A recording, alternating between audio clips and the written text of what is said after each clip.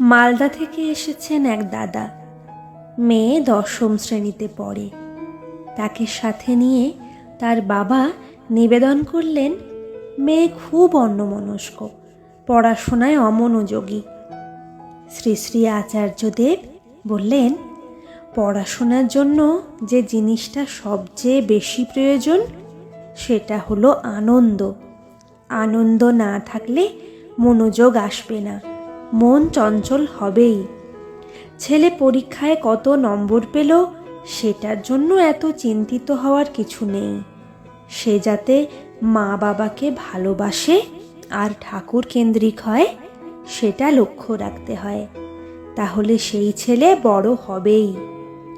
মানুষ যেমন সকালবেলা কাজে বেরিয়ে গিয়ে বিকালবেলা আবার বাড়ি ফেরে, কারণ বাড়ির মধ্যে তার ভালো লাগার একটা ব্যাপার আছে।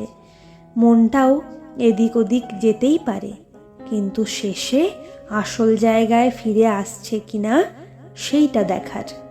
ফিরে আসলেই হলো, কিন্তু আসবেই না এটা হতে পারে না।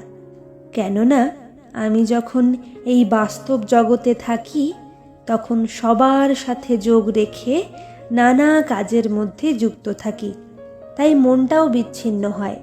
সেই জন্যই আমরা মানুষ, আর তিনি নিরবচ্ছিন্ন, তাই তিনি মহামানব।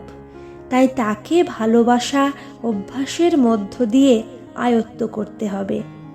মনে থাকে না কিছু, এটা কি করে সম্ভব? আমরা কারোর উপকার পেলে ভুলে যাই, কিন্তু কারোর থেকে খারাপ ব্যবহার পেলে মনে রাখি, নেগেটিভ ইম্পালসগুলোকে মনে রাখি। তাহলে আমি কি করে বলি যে আমি মনে রাখতে পারি না? ভালো রেজাল্ট একমাত্র লক্ষ্য নয়, ভালো মানুষ হওয়াটা লক্ষ্য। তার জন্য এখন থেকেই আদর্শের প্রতি অনুরাগ যাতে বাড়ে, আচরণের মধ্য দিয়ে তাই অভ্যাস করতে হবে।